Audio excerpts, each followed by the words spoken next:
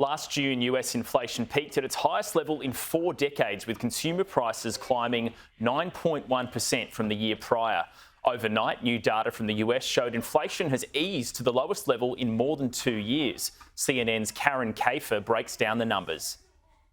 A cool down to start the summer months. I think consumers might be breathing something akin to a sigh of relief because the worst of inflation behind. For the 12th consecutive month, U.S. inflation slowed in June, according to the Consumer Price Index reading released by the Bureau of Labor Statistics Wednesday.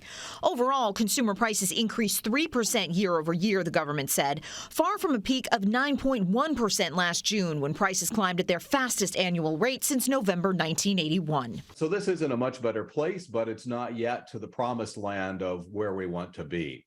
We still see some elevated prices for things that are important. It's good news for consumers at the grocery store, with overall food prices continuing to moderate and the index for meat, poultry, fish, and eggs falling in June.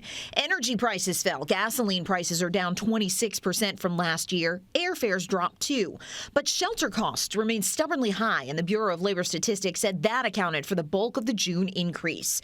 The overall number, also good news for the Federal Reserve. The jobs report released by the Labor Department last Friday showed a strong but slowing U.S. labor market.